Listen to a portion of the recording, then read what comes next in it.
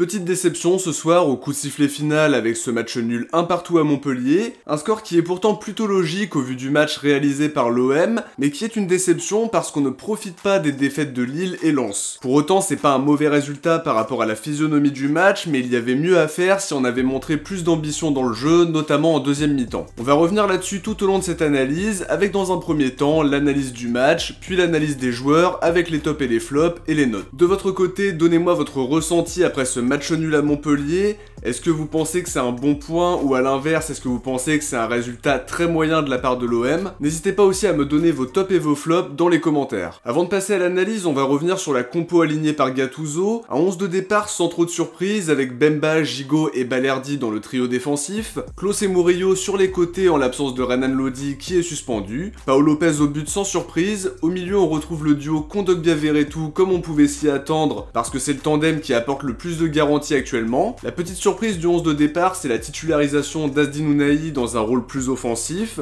D'après Karim Attab, Harit était resté en soins lors de l'entraînement de mardi et n'était a priori pas prêt à débuter. Offensivement, Gattuso décide de faire confiance à nouveau au tandem Ndiaye-Aubameyang sur le front de l'attaque. On passe à l'analyse et au résumé du match avec d'abord un focus sur la première mi-temps qui n'a pas été très réussi côté olympien, c'est peu de le dire. Le match a pas très bien commencé avec un gros cafouillage dans la surface, et heureusement que Pau Lopez sort 2 arrêts coup sur coup parce qu'on aurait pu être mené dès la 5ème minute. Finalement, ça n'a été qu'un petit sursis parce que Montpellier ouvre le score à la 15ème, un corner frappé par Savanier, une déviation de la tête au premier poteau et Klose qui perd son duel aérien face à Fayad au second poteau. On a déjà pris un but sur coup de pied arrêté défensif face à Clermont et là déjà, il y avait personne pour défendre au second poteau. En tout cas, côté olympien, on a eu beaucoup de mal, on a manqué de créativité notamment dans les 30 derniers mètres où on avait du mal à tenter notre chance notamment et on savait pas forcément quoi faire avec le ballon. Finalement, la seule vraie occasion qu'on a eue, c'est la tête de Bemba sur le corner de Verretou et le compte qui la claque au-dessus. Montpellier a bien défendu en étant bien regroupé. C'est toujours compliqué de construire dans des matchs comme ça. Derrière, on a vu qu'ils étaient dangereux en transition grâce à la vitesse d'Akor Adams et d'Altamari. Il y a deux situations où ils trouvent facilement Adams dans la profondeur d'ailleurs, et finalement, c'était leur plan de jeu de nous prendre sur phase de transition. Côté olympien, on a eu la possession, 70% sur la première période si je dis pas de bêtises, mais pas le moindre tir cadré.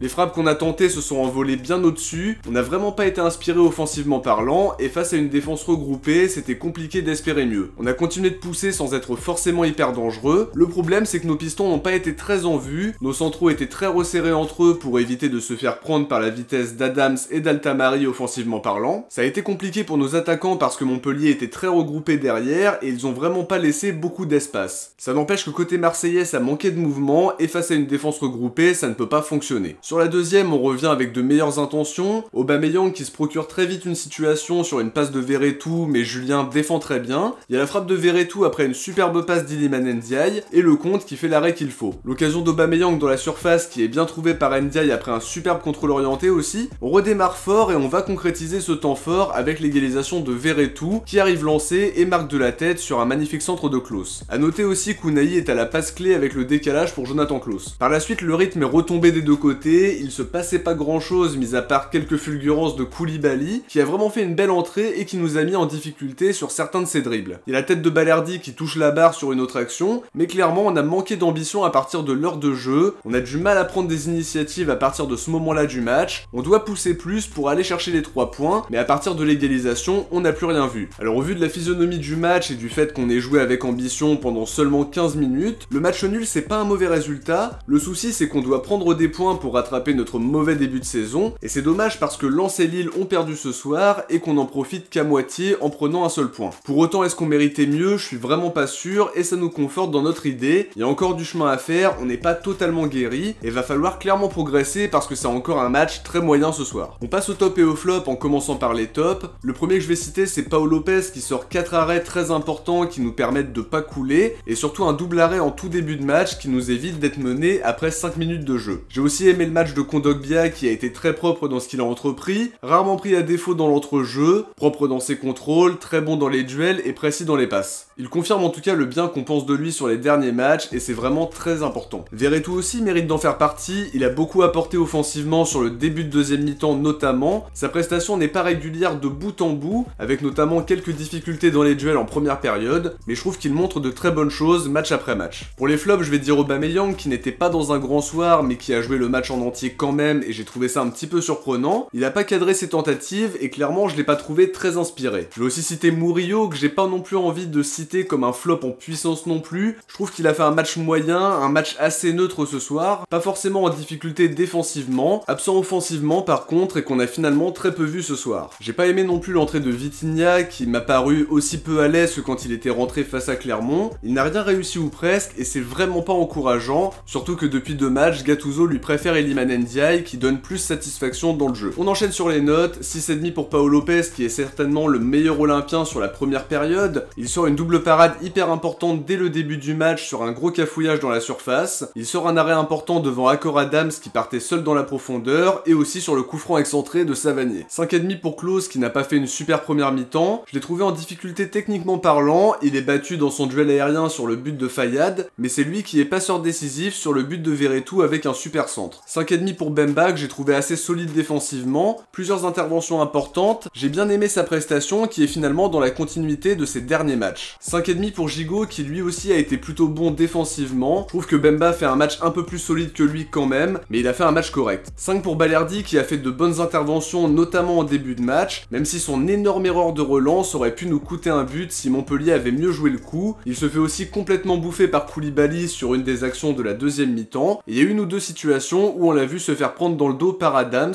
Ces erreurs sont sans conséquence heureusement, et on peut pas lui reprocher le premier but de Montpellier. 5 pour Murillo que j'ai trouvé très neutre, défensivement je l'ai pas trouvé mauvais, mais offensivement on n'a rien vu. 5,5 pour Unai qui a beaucoup couru ce soir, je l'ai trouvé intéressant dans ce qu'il a entrepris, je l'ai pas toujours trouvé très bon dans l'utilisation du ballon, mais faut reconnaître qu'il a fait une bonne première mi-temps malgré le manque de mouvement devant lui, et c'est lui qui décale bien Klose sur le but de Verretou. 7 pour Kondogbia qui a fait un très bon match une nouvelle fois, propre dans ses interventions, bon dans ses contrôles et précis dans ses passes, il a été fidèle à lui-même et à ce qu'il propose sur les derniers matchs. 7 pour Verretou qui apporte beaucoup offensivement, la première mi-temps c'est pas forcément sa meilleure en étant bousculé dans les duels, mais il a apporté le danger, il frappe bien le corner sur l'occasion de Bemba, son coup franc était bien frappé mais c'est sorti par Chotard, en deuxième mi-temps il décale bien Aubameyang, il a une occasion de frappe bien sortie par Lecomte et c'est lui qui égalise avec l'appel parfait dans la surface. Il a globalement fait le boulot une nouvelle fois. 6 pour Ndiaye qui a fait un bon match d'après moi, personnellement j'ai pas franchement compris sa sortie, il a fait une bonne première période dans l'ensemble en faisant des différences par ses dribbles, très bon sur ses appuis, il offre 2 super ballons à Verretou et Aubameyang sur le début de deuxième période, il a été intéressant balle au pied, globalement j'ai aimé ce qu'il a montré, c'est encourageant. 4,5 en revanche pour Aubameyang qui n'a pas cadré ses tentatives, il n'a pas été en réussite ce soir malgré quelques situations à exploiter, c'est vraiment pas un bon match de sa part. Sur le banc je vais pas donner de notes pour les entrants, mais encore une fois j'ai pas aimé l'entrée de Vitinha qui n'a pas réussi grand chose pour ne pas dire rien. Les entrées d'Harit et de Bamo Meïté m'ont paru aussi assez neutres. Avant de se quitter on va découvrir qui vous avez élu comme Marseillais du match. C'est Amir Murillo qui termine en tête avec 55% des voix, juste derrière Amin Harit récolte 18% des voix, et pour fermer le podium on a Iliman Ndiaye avec 16%. Le sondage pour Montpellier OM est disponible dans l'onglet communauté, n'oubliez pas d'aller voter parmi les différentes propositions. De notre côté on arrive à la fin de cette analyse, j'espère que ça vous a plu et si c'est le cas n'oubliez pas de laisser un like avant de partir pour soutenir la chaîne. Je vous invite aussi à vous abonner en activant la cloche pour ne rien louper des prochaines vidéos, sachant que je vais être très actif tout au long du mois de janvier avec un mercato qui promet d'être excitant. Si vous avez regardé cette vidéo jusqu'au bout, écrivez Lopez dans les commentaires. De mon côté je vous dis à très vite pour une prochaine vidéo. D'ailleurs petite information pour vous, je serai dans le live de la Tribune Olympienne ce jeudi à 21h15, alors n'hésitez pas à passer si ça vous intéresse. Ciao, portez-vous bien et surtout allez l'OM.